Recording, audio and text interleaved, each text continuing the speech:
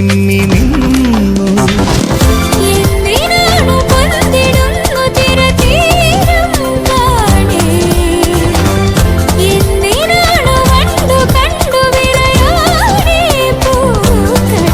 പറയൂ മനമേ, ചൊരിയൂ മധുരം പ്രിയതേ, എന്റെ ഹൃദയതാളം മുറുകിയോ,